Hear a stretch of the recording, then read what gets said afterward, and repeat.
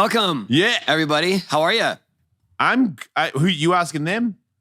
No, you're the only one in the room. You look refreshed, and I slept in a tent down near the ocean this morning, and I feel less refreshed. I don't feel refreshed. We went to LA last night to have dinner with the boys that are in college. And got home super late. Wait, is this your boys and Danny's kid, or just your kids? That's my son that's in Colorado. No, Kathy's kids, Miles and Calvin. My stepkids. We had dinner with them downtown LA last night, and it went late because they're in college in LA. Yeah. Mm-hmm. Men becoming men, educated men, right? Yeah. Oh, and they both. Well, okay. Firstly, they're both late, which was, rock and roll. What's that? Rock and roll. Well, but we were at a place. We were at a place. You know the really kind of nice sushi places where they won't seat you unless everyone's there. What is that? You know what I'm talking about? Yes. Well, also because it's an omakase, so everything is served together, and so we show up. We knew they were late and pretty late, and it was like I kind of had to beg them to go for them to start serving us, and just like, well, it's on them. They're late. They're going to miss a couple dishes. It's fine, whatever. So. We were, I smoothed it over for the most part, but it was tricky. Right. But what I was getting at is that at the end of it, they're both like, "Oh, I'm going to that concert. Yeah, I'm going to meet some friends. Like the meal isn't really over yet." And they're trying to cut out and they already. just bounced. Yeah. It makes me feel so much. College kids. It just makes me feel so much better. I feel like as a divorced person who doesn't get to see his kids as much as he would want to, and then now they're older, and when they come over, they don't want to be there. And I'm like, I haven't seen you. And now you're here. You don't want to see me. It's so hard when they get to that age too. You've got to punch through the wall because there is kind of a wall they build up just because they're in life. They're becoming adults, and you have to keep like, hey. See, I feel like you're better at that, and you just explaining punching through a wall. Yes, I'll be like, hey. Yeah, like, what's Where happening? are you? What's up? And they're like, whoa, easy, relax, Dad. Like, I'm doing stuff. And I'm like, I was asking nicely for like an hour. Yeah. And now it's hard. Yeah. Yeah. And they're like, man, you need to mellow out. I'm like, you need to share something with me. Hey, God damn it, we're related, man. I might be gone soon. Like, tell me one thing. Yeah. Just tell me something, yeah. And look like you're enjoying saying it. Don't go, exactly school was great. Oh my God, shut up. Like, don't do that. Dude, it's been all right. How's your day? Yeah. That one whenever that happens, I'm like, wait, what? Where's my Your wallet? Kids ask that? Yeah, what's happening? Tiger sometimes Devin is already is okay with like, I don't care, deal with it. Yeah. Tiger, when he's busy, he will do it accidentally, and he'll hurt his daddy's feelings without knowing. But sometimes he's like, "How are you?" And I'm like, "What do you mean? How am I?" It's like, "How's things?" I'm like, that would catch me off guard. Pretty good. Yeah, Why? that would really catch me off guard. Yeah, he gets super like sometimes he'll tell Katie that he really likes her shoes or something, and I'm like, what's going on? Yeah, what's your angle here? And what do you want? What do you want? That's what I would think. I'm just waiting for that. And can I have some stuff? And I'm like, no, you want no stuff. Yeah. Just, those are nice shoes. Yeah. And it works. Like when he says it, it's better than when I say it, like tenfold. Because she's, stepmom. So whenever he says anything, he really means it. Yeah. Yeah, because he's on his mum's side, and I respect that. And she's stepmom, so that's you're the enemy a little bit. But he also knows that Dad loves Katie, and he can be very polite when he wants to be. It's almost maybe because he's my child, but it's kind of surprising sometimes how charming he can be. Because it's usually like, fucking skate, do it. Or he doesn't say fuck that much. But he turns it on, you mean? Every now and then he'll say something really affectionate or nice or concerning. How's your day? Or, man, I saw your rim got scratched. That must have really bummed you out. I'm like, what? Are you paying attention to my life? It's weird when he does that. But he's the one that I worry about the least. Because I'm like, man, you're already you could already get a job. If you were taller and you didn't look so young, I would already hire you. Because he's just like, yeah, Just grow some facial hair and you're an adult. It's fine. Get some pubes, put it on your face. You'd be hired. You'd be working at the local skate shop in a matter of seconds. Dude, speaking of skate shops, you surf, you know about surfing. I'm trying to get into surfing. I'm trying to learn a little bit more every time I go. And now I find out that apparently there's new wetsuits, different material, that is a thinner material, and it almost looks like a t-shirty kind of thing because it doesn't look like it's super tight, and it's easier to paddle in, but still keeps you as warm, thin wetsuit. So Jonathan explained that to me because he's got a wetsuit on. We're walking into the water. I'm like, what does your wetsuit look like? You got a sweatshirt on. He's Spider-Man. Yeah, and he's like, oh, dude, they have crazy wetsuits now. And I'm like, I get arm pumps so bad because I'm such a bad paddler. I need all the help I can get. I can afford a wetsuit. You mean you get rashes? No, I can't. Just because it's restricting. I feel like I get, if I paddle out, by the time I get into the crash zone, that's when my shoulders give out. Yeah. And I'm like, no, not now. But you're blaming the wetsuit for that? I need every bit he said it's easier to paddle in these new wetsuits. And I'm like, easier to paddle is something I need. Yeah. Dude, I know you'd hate me, but if somebody gave me that fucking propeller paddle, I don't care who's watching. Stick it on. I don't give a shit what you think. Propeller paddle. Dude, there's a fin with a propeller on it. Stop. Just stop. I knew it. You're like, Jason's pretty much saying I want to segue your ramp. No. But dude, for me, sometimes when my arms are so sore, man, if I could just be like, zzz. That is one of the pains of being a casual surfer, because when the waves are kind of heavy and you've got to fight to get outside, like duck diving. By the time you get outside and a wave is coming for you, like you might catch one of the waves with that same set. Yeah. You go to turn, you're like, I don't have it. I do not have the arms to do that. That's me. It's not your wetsuit. That's all I'm saying. It's cool that they have thinner wetsuits, but it's not your wetsuit. You're saying that I'm still going to get stuck in the crash zone and eaten alive. Right. You're probably right. Yeah. But you'll have a much cooler looking wetsuit when you do get drilled. Putting it on and taking it off, especially after I've surfed, because I can't use my arms I hate anymore. taking them off. Yeah. What about if it's just easier to take off? That's worth the purchase. That's it. Yes. So I go to the surf shop to get this wetsuit that they speak of.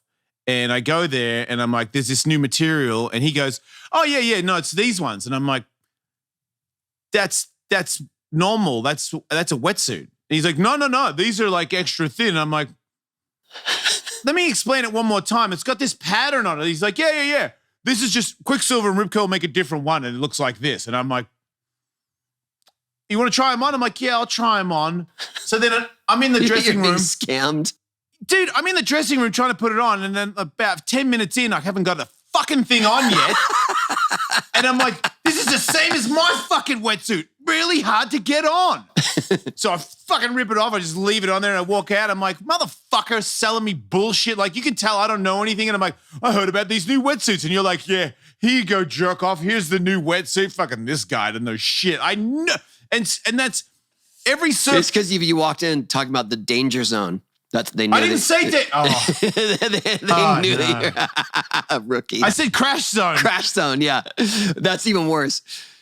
What do you have that'll save me from the crash zone? Oh, come over here, bro. I got you. It's the same as I told Supercross guys once, like when you take off at the start, I said something wrong and they were like, where do you take off from? And I knew it. As soon as you're not getting away with it. Let me say it again. The start box or something. And they're just like, this guy knows nothing. And I'm like, I'm going to leave. I no longer wish to talk to motocross people. Oh my God. It's just just one slip of a word and like, you don't know. Right. You're not down. 49 me is like, you don't know.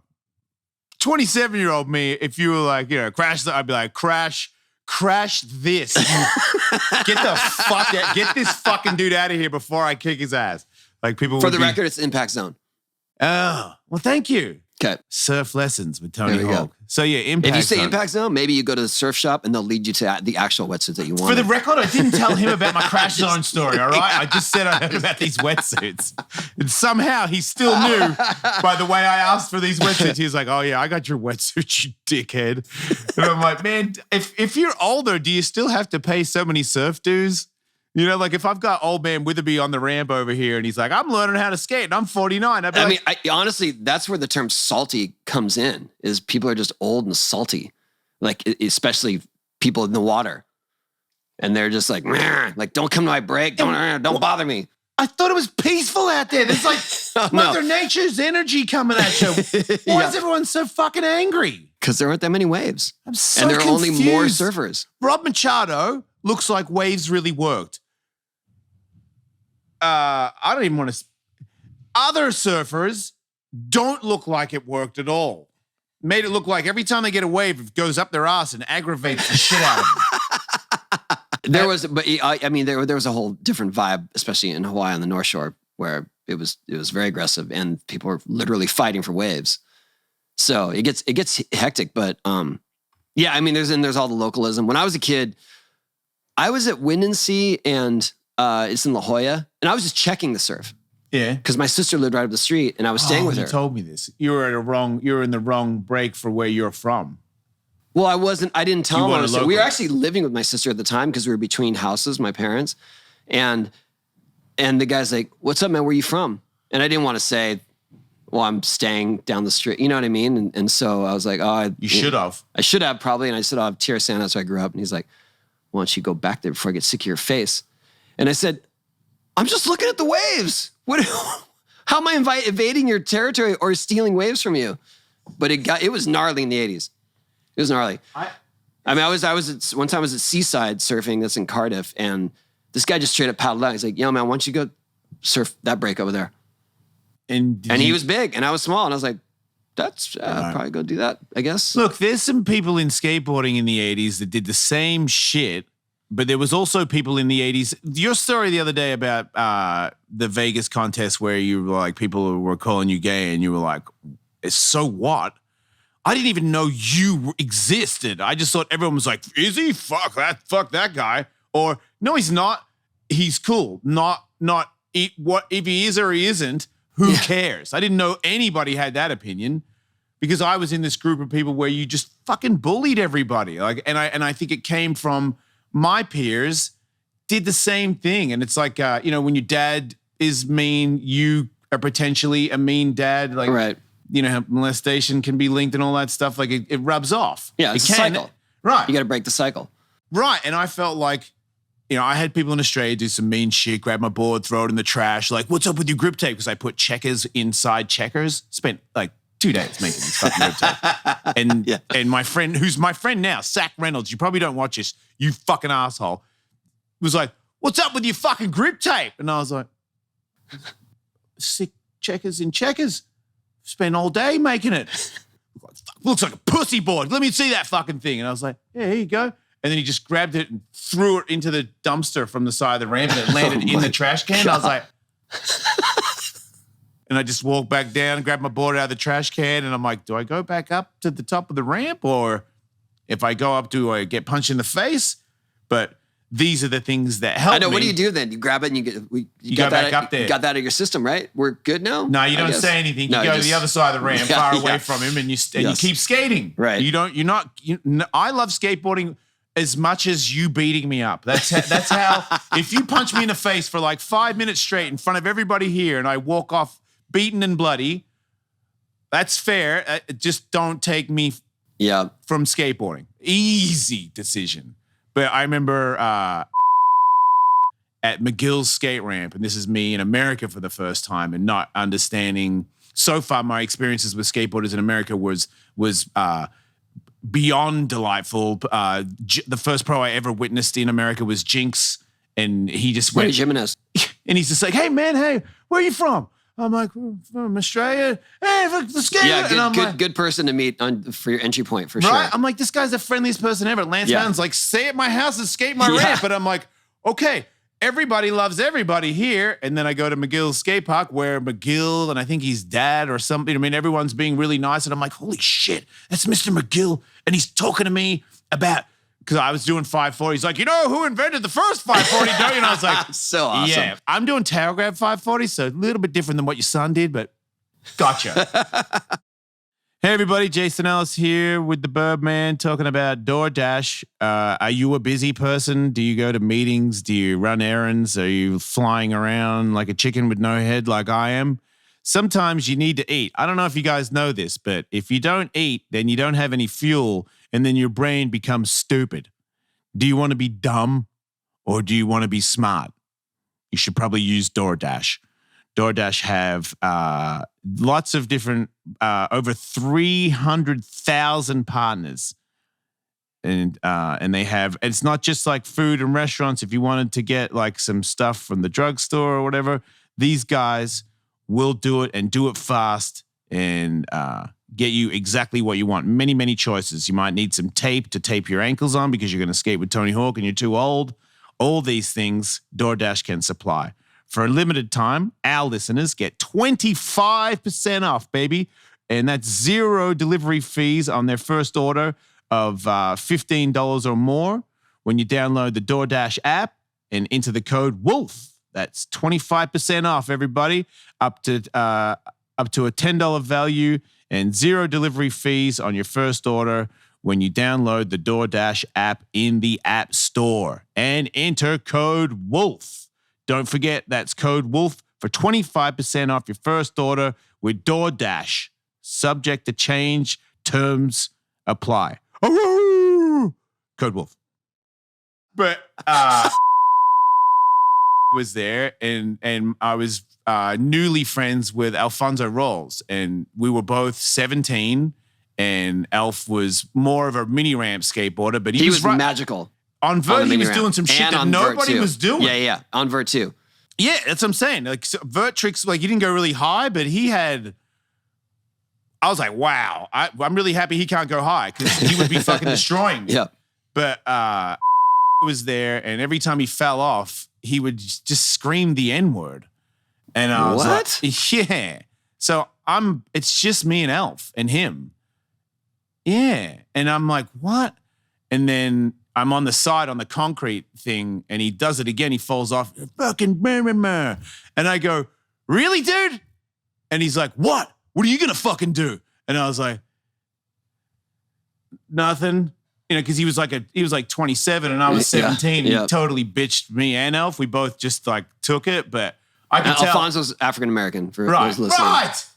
Yeah, sorry. My black friend is standing there. We're both 17, and I could tell Elf was bummed, but he wasn't as bummed because he was like, this guy who's like a little kid is like, hey man, that's fucked up. It's as far as I could go because I didn't want to get the shit kicked out of me. But it's just like a story with Chris Miller told me that Tony Elva spat on his grip tape when he was a little kid and never forgot it and he hated Tony Elva. I don't like Tony Elva because you disrespected Chris Miller. Fuck you. I don't care how that works. But when tried to be my friend at an Encinita skate contest, because now I'm Jason Ellis, the pro skateboarder, it was like, hey man, fucking sick skating today. And I was like, fuck off. And he's like, what? I'm like, just fuck off. Like for real, fuck off. You know why. And it was just sort of, I don't remember word for word, but it was very contentious. No, and I don't like you. I'm mad at you. And you don't remember why, because it was an insignificant moment in your life. But I never forgot that. And I also felt like I always hated that guy. And then he had a son that I ended up being friends with, which is fucking odd as hell. But Elf and I, like from that day on, I was like, that guy's my friend for the rest of my life. Because I felt like I could also tell that he was like, I'm still coming here. Like you can say that all day. It's so hard, especially when you're in impressionable age like that, to let that stuff go, even if you know someone has gone through big changes. Right, because if they have, and you're just like, but that was. I believe he had changed. That was super gnarly. Right, and I could not. I was like, this little conversation on the way to the bathroom from the ramp is not going to work for you. Like this, I'm going to need to see way more. You're talking about the Norfolk. I don't even know. It was a skate event. It was in the late 80s, right? Maybe early, super late 80s. I'm pretty sure. Yeah, maybe 90s. Might have been 90, yeah. 'Cause Because I it was a weird thing where they combined BMX and skateboarding in a vert event. That had never happened before. I mean, yes, we'd did. never seen each other. I mean, I had never seen these guys. There wasn't a lot of commingling. I knew some of them because there was a thing that we would do demos, and sometimes there would Was be it Dennis McCoy? crossbreeding. Dennis and a few other guys. Eddie Fiola is a legendary vert BMXer.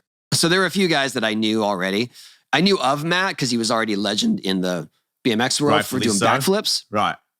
But I love the story because Dennis told me the story. Dennis is one of the funniest dudes, by the way. He and Rick Thorne saw Lance Mountain in the stands. Yeah. And they're like, dude, Lance Mountain, that guy from Animal Chin. They've seen Animal Chin. Okay, right. They said, they're like, let's go talk to him. Yeah.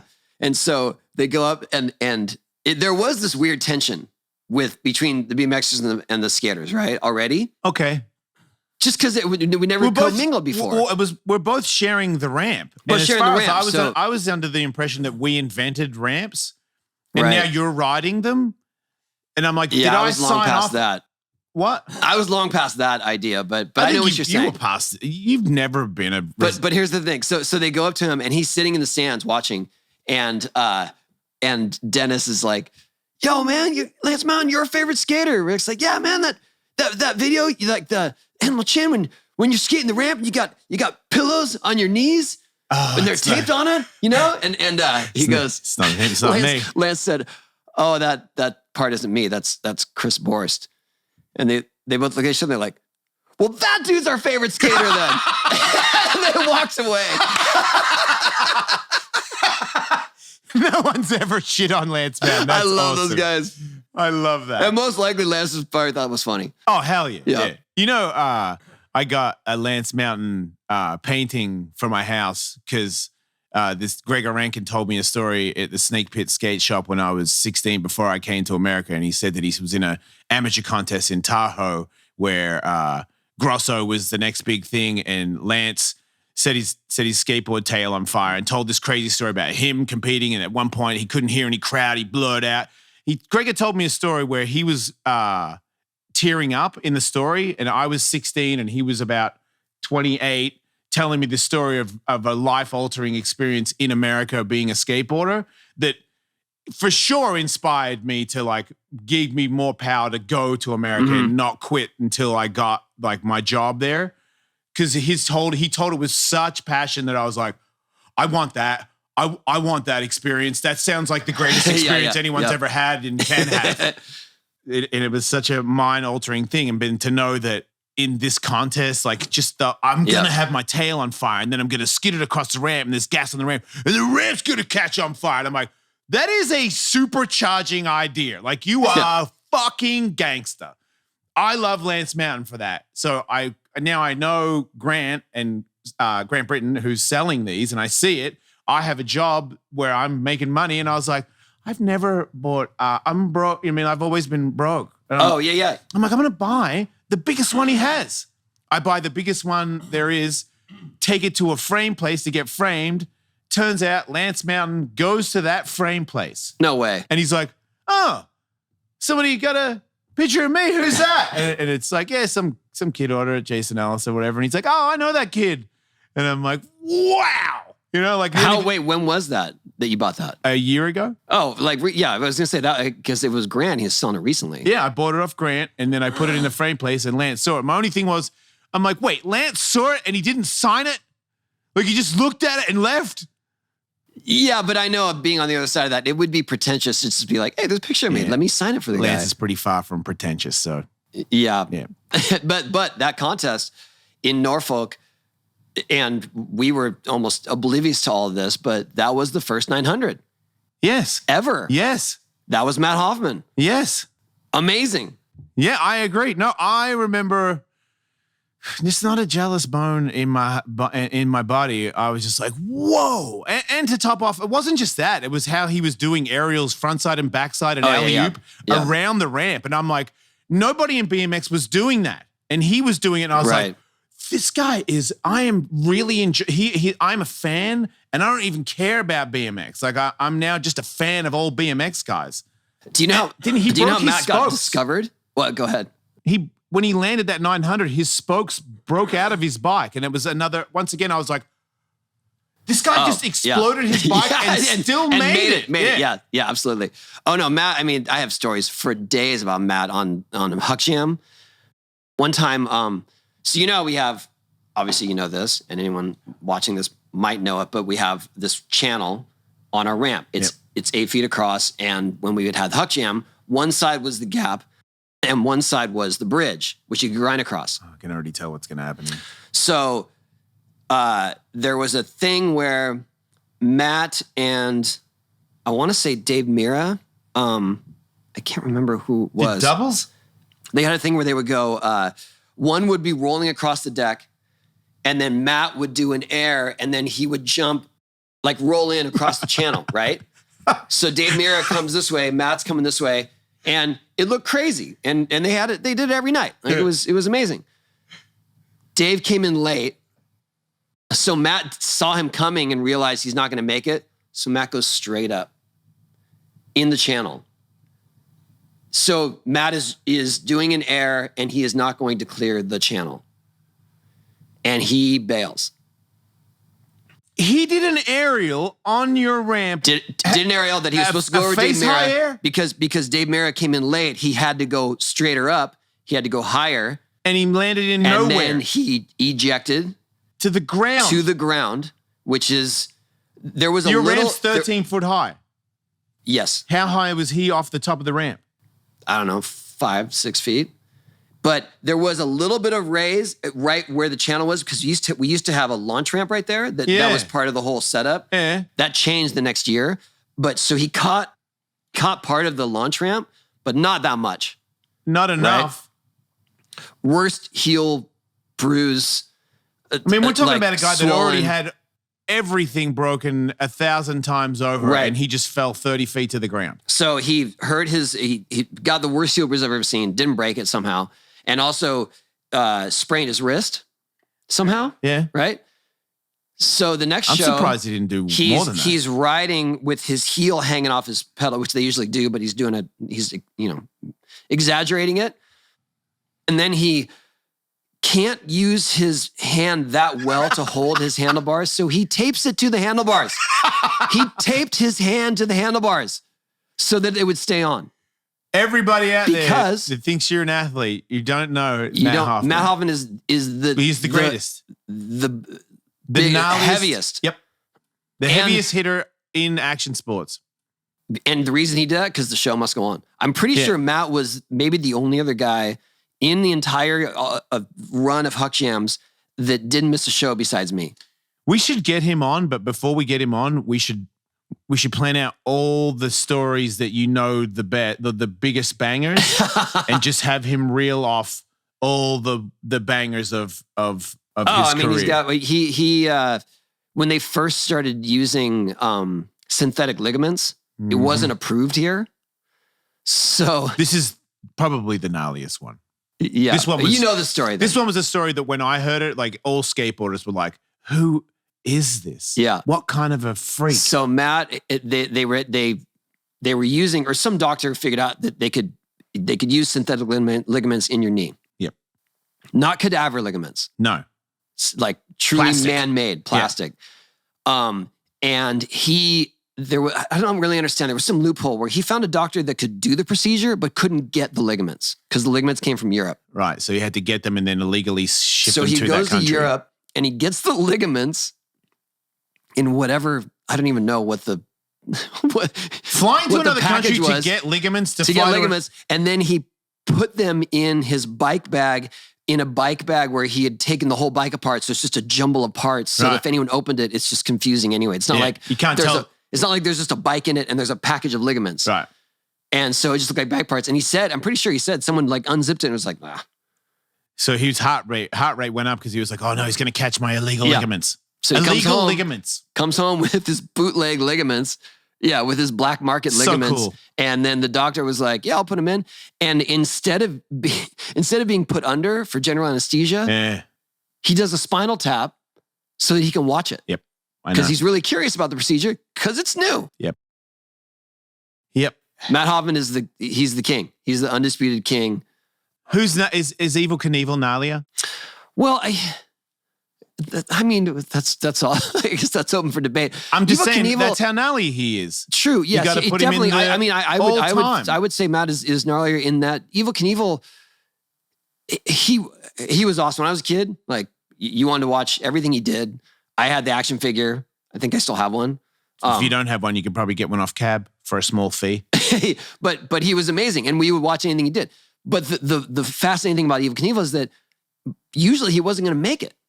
Yeah, which is crazy because you're just like there was this sort of can't look away element to it. That you're like, oh, let's see what happens. Matt Hoffman, yes, he had plenty of crashes, but Matt Hoffman was pushing the limits and making this stuff that people thought were impossible, including the first 900, the first mega ramp. That was Matt Hoffman, right? Yeah, I mean, the dude's amazing. I had a disagreement at an X Games once with two BMX guys, Chad Keggy and Robinson. Kevin Robinson. And those guys were new friends to me, but we were friends. And he reeled off the mega ramp was done by Matt Hoffman. And I was like, yeah, but the jump to the mega ramp was Danny's. So, he invented that. He's like, yeah, but if he didn't invent that, then it wouldn't have been there for Danny. And I'm like, yeah, but I mean, you guys have brakes and shit. So I don't know what, so it's back and forth and it's a little, I couldn't help it. I thought we were playing, but it kind of started to go into personal where it kind of burnt. And it was like, well, what about if we just punch you in the face? And I was like, you better make it a fucking good one because if I'm still awake, I'm going to wreck you. Oh my God. And I just came out and they both went, yeah, okay, well then probably that's, and I was like, yeah, you got pump faked. I was not going to do anything. You probably would have won. Oh my. I'm just quick with the mouth. Wow. Like, it was an outback comeback. I was like, what? Well, fucking blah, blah, blah, blah, blah. I can snap all of you. And I'm like, that sounded really tough, Jason. Good one. I'm like, no. It's pretty sure if Chad Keggy punched me in the face, it'd be over. Yeah. Shout out to Chad Keggy. Nice guy as well. Yes. I hate Chad, Kevin Robinson, all Dave those Mira. people. And they were lovable I guys. can't believe the level of riding that we had on Huck Jam for 3 years running. Yeah. It was really insane that it was like lightning in a bottle. We just had the best of the best. And then the next best would be like, when do I get to be on? Like, come on in, let's go. And they raised the bar. Anybody that was next best came in hot. And then Jamie Bestwick came in, and Jamie Bestwick was like, oh my, how is this so? That was really amazing. Yeah, that was impressive. Oh man. Salad days. What days? Salad days. Salad days. Salad days are your early days. So I guess it would be more like glory days. Salad days? I've never heard that. You never heard that? Uh-uh. Yeah. That's like when things are really beginning, but you're starting to find what you're capable of and really formulate what you're going to be. It's funny that the DMs keep on coming. I think it's really this show, but people are very excited about me skateboarding again. And I didn't know that I'd let down so many people by not skateboarding for a while there because I get sent photos where I've hit my head a lot. I don't know where that is, and I'm not even sure that's me. And I zoom in, I'm like, oh, that is me for sure. And I'm like, well, you got a flyaway helmet on. That was crazy. Somebody sent me one yesterday of me doing a backside Smith in a bowl. I don't know what bowl. I don't know what country. A backside Smith with my hand down. And I'm like, oh, okay. Because those are the only ones that I could ever do. I used to get them. I copied Lee Ralph. I used to do a little slash backside Smith with my hand, like a little, I don't know what you call it, layback backside Smith. That's hard, yeah. It's easier for me to do that than it is a backside Smith grind. Weird. But I was doing it in a concrete bowl and this guy sent it to me and I'm like, there's no way that's me. And I'm like, oh, it is. I don't remember it. That's awesome. Yeah, it makes me want to do that trick again. I have strangely vivid memories of a lot of demos. And sometimes I can't place the exact city or the exact year, but I know like it was this ramp in a field and I know I probably did, or I know I did this or this trick that was unique to that time. Right. And it trips people out. And my wife, she catches us sometimes. She's like, how did you remember that? Like, I don't know. I just, because the guy's like, oh man, I saw you in Chicago at this thing. And I was like, oh yeah, with the whole list of other skaters. And I mean, if it's an important trick, I feel like that makes it It's easier. not even the important tricks. It was just more like who was on the ramp at the time. Yeah. What other things happened there. Right.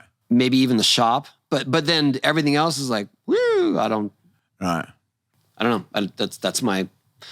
That's like my Rain Man memory thing. People, I saw you in this town and you were ripping. I'm like, cool. But if you say one thing about something that happened in the demo, yes, then yeah, we can do this. But if you just say you were ripping in Connecticut, and I'm like, dude, I'll take your word for it. I mean, I think I've been in Connecticut, but like indoor skate park demos and stuff. But if you go, hey, I remember Tony Hawk dropped in over the love seat and ate shit. And I'm like, totally remember that.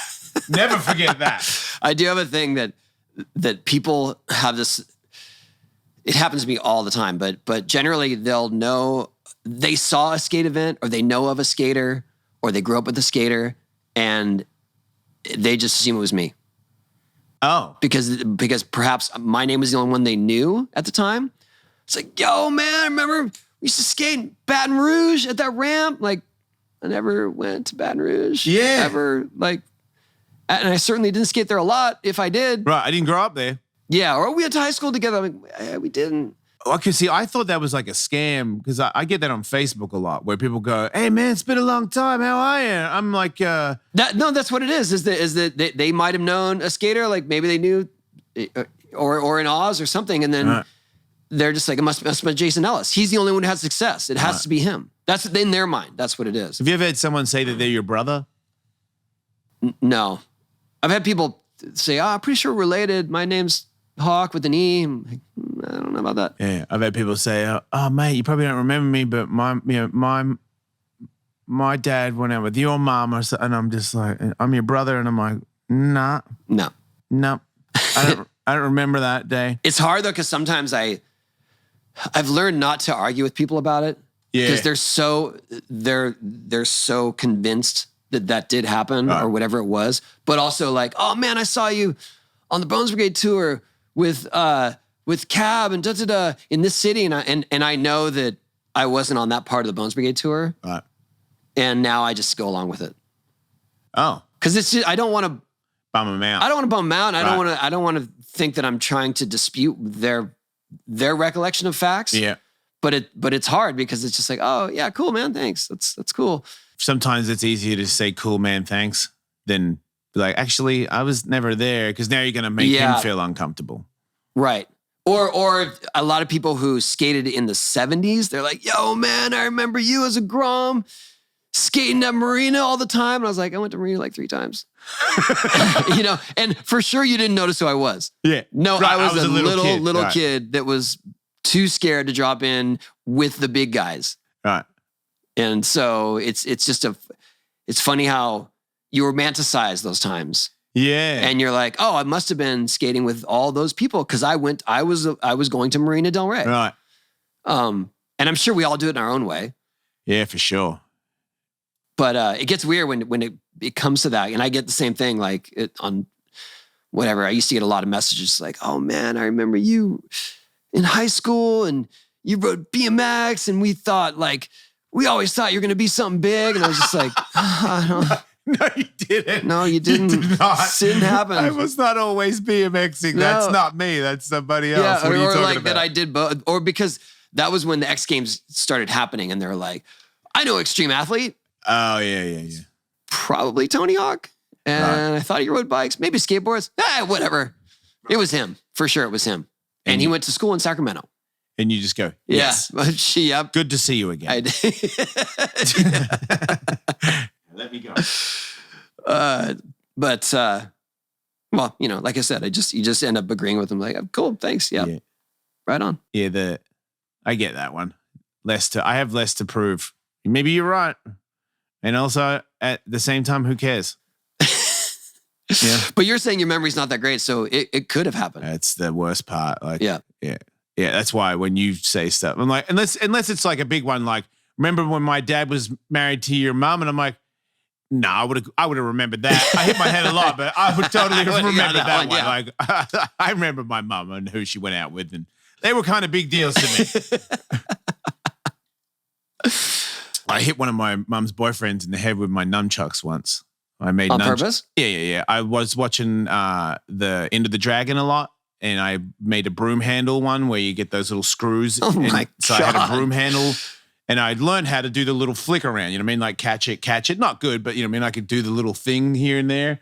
And I came home from school, and this guy was a younger than my mum. He had given me all his Matchbox cars from when he was a kid. And it was like over 100 Matchbox cars, and it came in a suitcase. So I thought this dude was cool. I liked him. Peter, his name was. And I BMX to the front window, and I saw him push my mum over in the living room. Oh. And I was like, and I just went BMX straight into the garage, grabbed my nunchucks, and came in from the backyard. And I had it already loaded in my rib cage. So I came into the living room, and as soon as he turned around, I went whack right on the head. And then he dropped to one knee, and I went crack on the side of the head. And then he grabbed my arm, and he was like, "You little," and I was like, "I'll call my dad." And then he didn't punch me and left and cussed me out. And my mum was like, "Yeah, how dare you," or some stuff like that. But I saved my mum, kind of. Like, I feel like he could have beat me up, but it was still the first shot. How old were you? Like 11. And it was that's pretty major. I think that probably do you feel like you turned the tide there? He didn't come back. Never came back. Never. Oh, well, you did then. Yeah.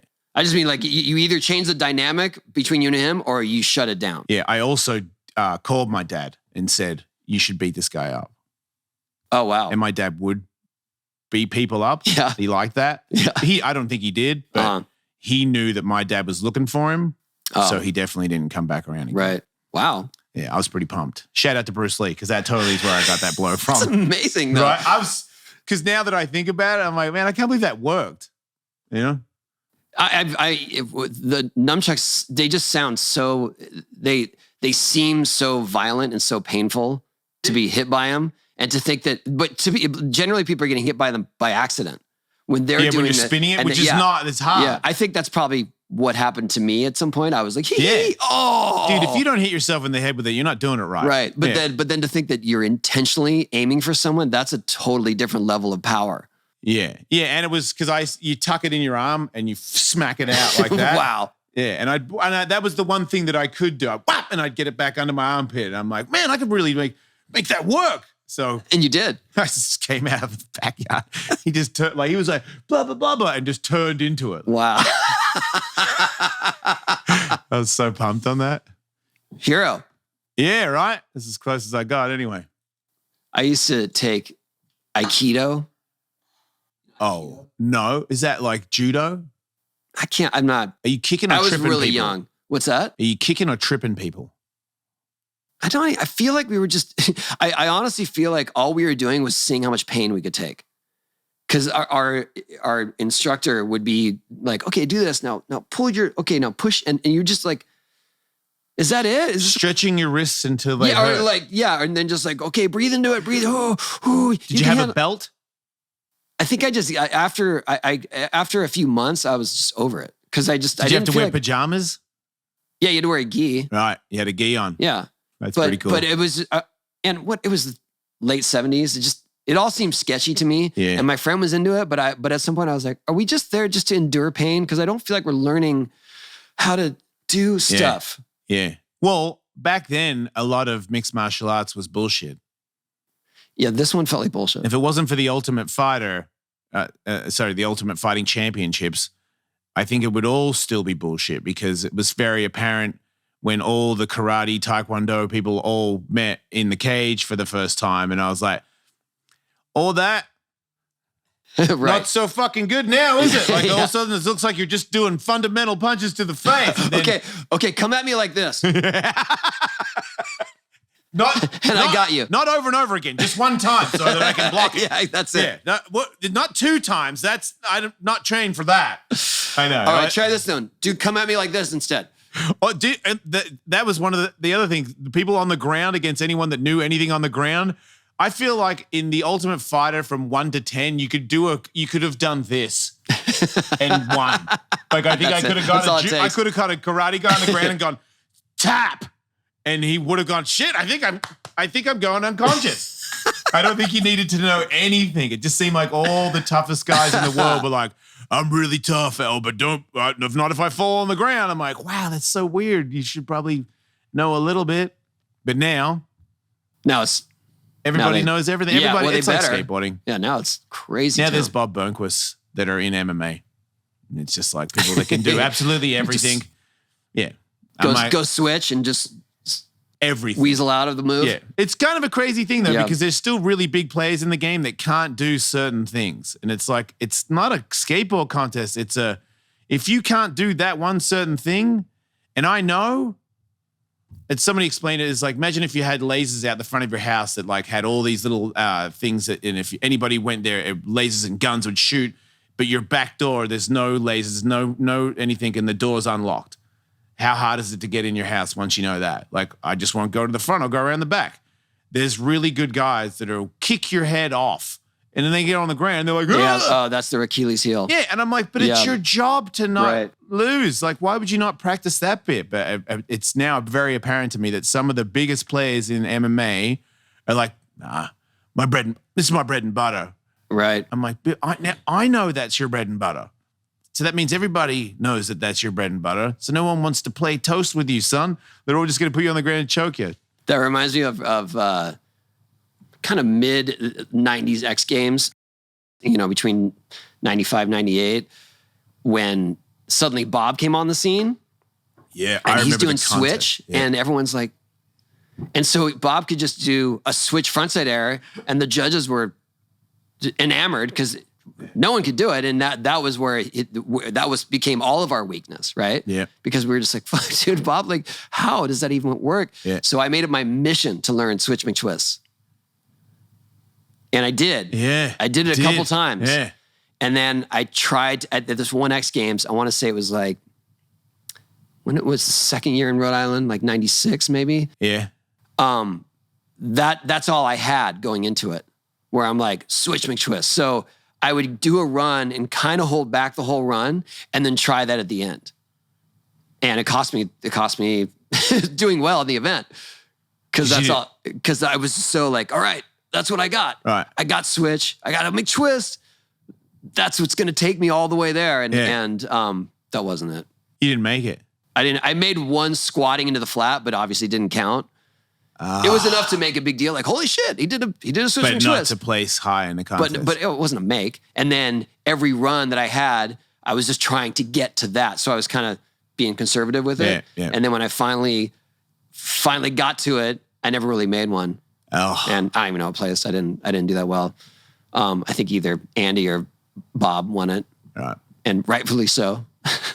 Yeah, I remember Bob in the Vancouver Skate Slam City Jam. I didn't know who he was. We're in a heat together, and he did a kickflip Indy to fake. He drifted and dark slide across the whole ramp, and I went, oh, that's the one he won, right? Yeah. Yep. I was like, who the fuck is this guy? Yep. And that was his debut to my brain. Like, I was watching him skate. I'm like, yeah, pretty good. And then bing. And I was like, whoa, nobody can do that. Who is this guy? But the Bob, he had things that he would do in contests. Everyone has their Hail Marys in contests where you're just like, I'm not right in the air here, but I'm going to throw it under my feet. Yeah. And sometimes it works. But Bob took it to a totally different level, catching stuff dark side. Yeah. And then just rolling it in under his feet. So basically he would do a kickflip or whatever, some sort of flip trick, catch the wrong side of the board, catch it too and then early. Just flick it. And then just throw it under his feet with his hand. Right. And usually make it. He might be the best at doing it wrong and making it guy. Yeah. Or where he's coming down the wall, his body is in a position that is not suitable for riding a skateboard. Yeah. And you think he's just going to hit the flat. And somehow he does this like, whoa, and he then also gets makes out of injuring himself because of that flexibility. And that is amazing. Yes. And let's put in the fact that he is now at least 48, correct? He's got to be pretty close to my age. Yeah, probably. So he's at least 48 and hasn't lost any of it. His body's fine. And I think did you see what he did at that? He had a mega ramp event at his house. Yeah, Indy 3. Alley-oop, heel flip, Indy 360 on the mega ramp, 10 feet out? Yeah. A trick no one's done on a regular vert ramp. Yeah. And he's, And I know people, so there's this weird thing that people say. Acai balls, yeah. There's this weird people say where, especially when they talk about spinning tricks and they say, well, it doesn't really count because he did it on a mega ramp. I'm like, what do you... Let me tell you about the mega ramp. Yeah, come down there and show me your basic trick on there and see how it works. If you did any spinning trick on the mega ramp, you are an amazing skateboarder. Yeah. And the whole thing that like, well, he, you know, when it's like when Guy did the 1080 on the ramp on X Games. Yeah. Incredible, right? That's amazing. Yeah. But you cannot take away anything, dismiss or discount the fact that people have done it Michi Brusco 12 feet out on this 28-foot quarter pipe. Like that, there's no saying, oh, it doesn't count or it's not, you know, it's way gnarlier. The risk factor is way higher. You're and doing it's 45 mile an hour. It's backwards. just as hard. It's just as hard. Yeah. It's harder. Right. It's like you know what it'd be, okay, I know the best analogy I can think of is, let's say you're a diver. Yeah. And you can do a 2.5 off a standard diving board. Like that's amazing. You can spin around and do that in only that airspace, right? Yeah. But what if you did it off a cliff? Right. That's way gnarlier. There's right? It's just as physically hard with 10 times as many consequences.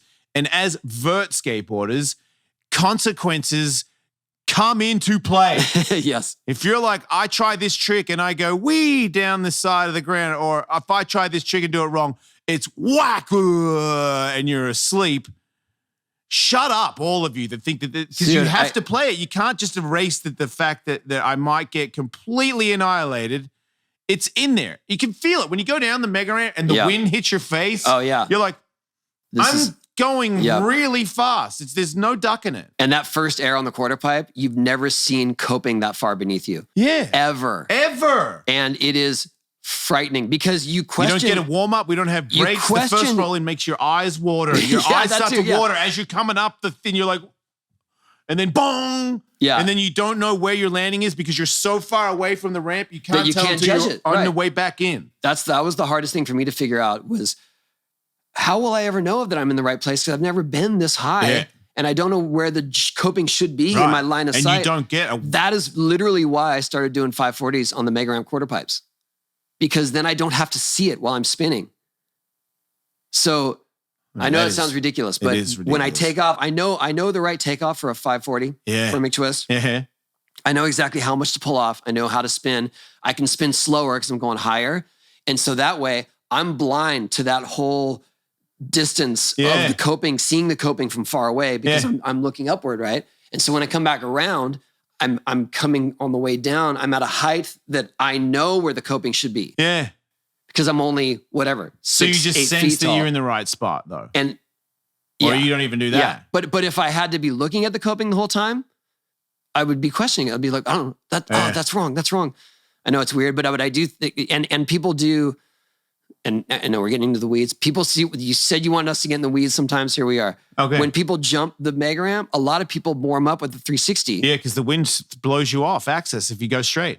Right. And also, you don't have to be staring at the landing, kind of questioning it if it's going to work or not. I get that.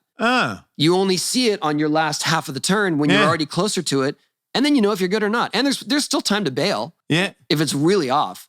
But you see almost everyone do a 360 on their first jump. Yeah, I always thought 360 because if it was outside and you went straight, the wind gets under your board. It either blows your nose up or blows your nose down, or depending. Just or a little takes off you off oxygen. Yeah, because there's wind involved and you're really light. You're not a dirt bike. Dude, that is the worst thing is when you're in the air, especially on the mega, or just on a VRAM and it's super windy and you feel that gust and you're like, I just got destroyed. I'm destroyed. Yeah. I'm over the deck or now I'm on the flat.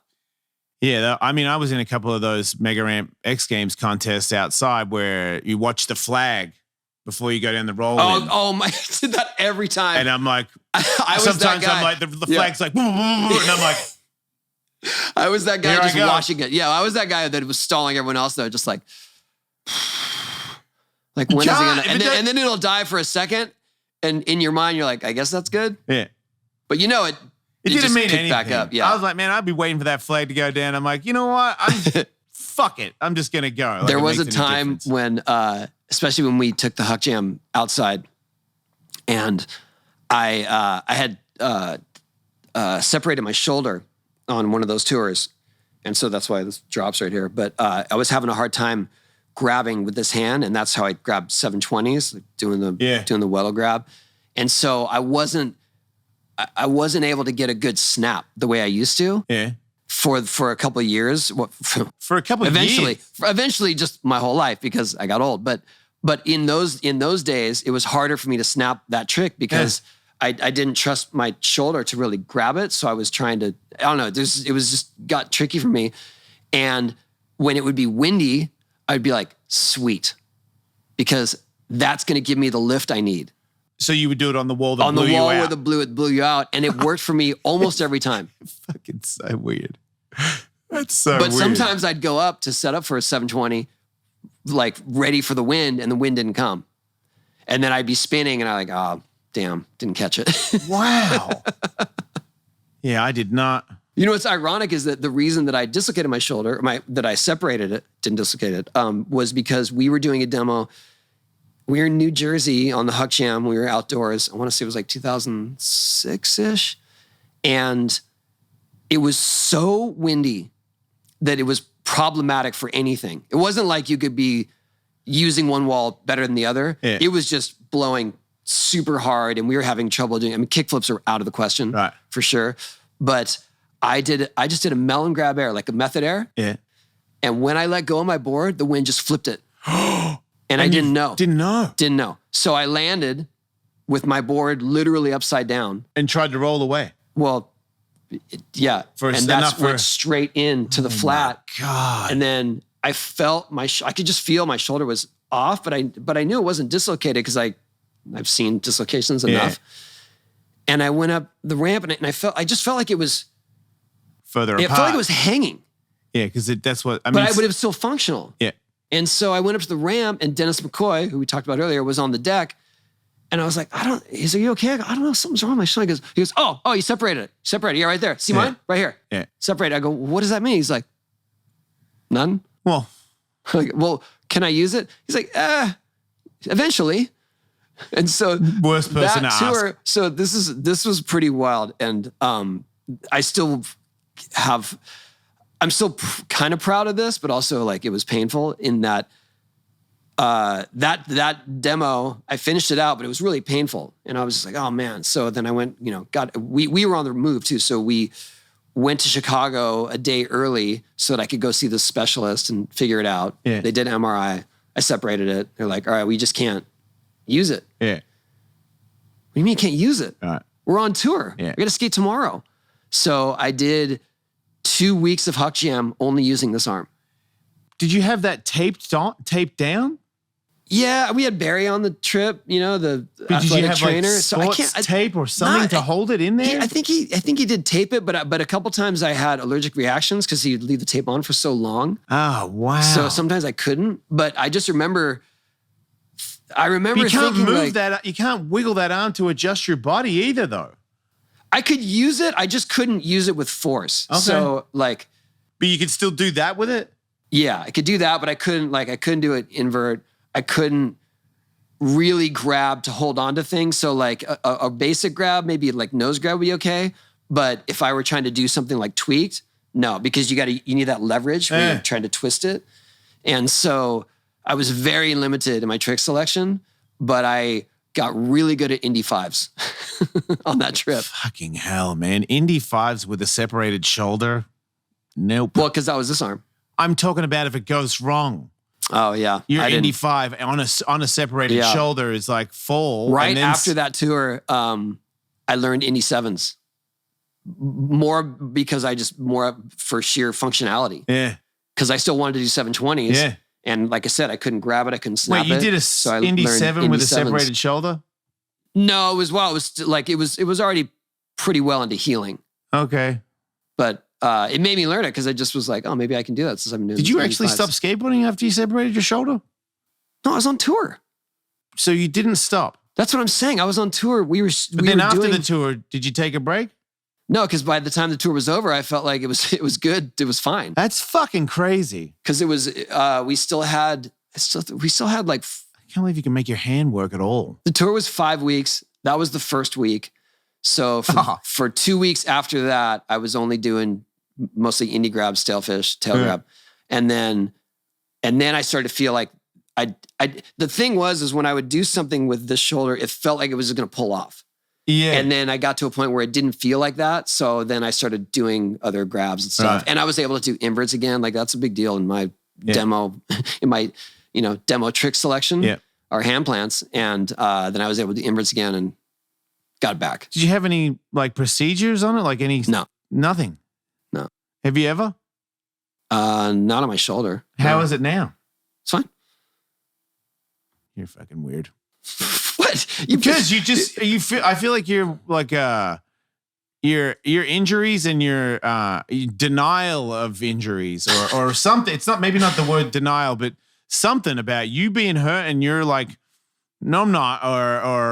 It's crooked, but it's okay. Our neck's a little to the side, but that's fine. I'm like, you don't want to fucking straighten that? I mean, that fucking works for me now. That's just what works for me. I'm like you. Yeah, but this just became aesthetic. This just became, okay, now my shoulder drops and that's how it looks. I didn't lose any functionality. For sure, yeah. Okay. I mean, I still was able, I ended up doing 900s after that. Like, okay. It was, you know what I mean? I know what you mean, but also there was a thing too that I don't really talk about it, but with all those huck jams and stuff, we had a lot of skaters, BMX riders, FMX riders. And at any given time, it happened a lot, people got hurt and they weren't in that show. The only person whose name is attached to the title of the show was mine. I could not miss a show. Dude, the Jason Ellis show, you can't do a Jason Ellis show without Jason Ellis. So there were several times there where I was fucked for whatever reason. And Will be like, dude, don't come in. And I'm like, you can't have the show. If I don't come in, there will be no show. Right. The closest I ever got to not people came way less than what show, your demo. The closest that I ever came to not doing a show with the huck jam. And like I said, and I didn't like that in that 2 week time period that I wouldn't say I was half-assing it, but I was definitely not at full capacity. Yes. Obviously. You definitely weren't half-assing it. But I was able to do the tricks and stuff, so I felt like I did it. But the only time I really couldn't do it was we were set to do a thing at the Spike Video Game Awards. Yeah. In Vegas. Were you there? No. And they wanted the full huck jam, like they wanted a huck jam routine in the show. So we got the whole ramp, put it on the floor of the, I think the Mandalay Bay Event Center. You would have been excited about this, correct? Absolutely. Right. Okay. And that was all in the works. That like we were heading towards that. Yeah. And it also, when we do stuff like that, it would help to promote Huck Jam for future years. Yeah. Because people are like, holy shit, you see all that stuff? Yeah. I want to go see that live. So we had this whole thing, Spike Video Game Awards. In fact, that's where we met DMX. Because he was there and he was there when we were practicing. But that's right. Bucky said he skated his board on the ramp and could pump immediately. Yeah. He was with Timberlands on. So cool too. So we were going into that and I broke my pelvis. In the loop. Like a month before, maybe 2 months before it, but that was already happening. And I had to tell Spike that I can't skate. I know I won't be able to skate this. Like I pushed through a lot of injuries. I can't walk. Right. In fact, that was my first night of walking. The day of they wanted because you to skate. I was aiming for that day. So what happened was they said, it's okay. We want all the riders doing all the stuff and you can just introduce it.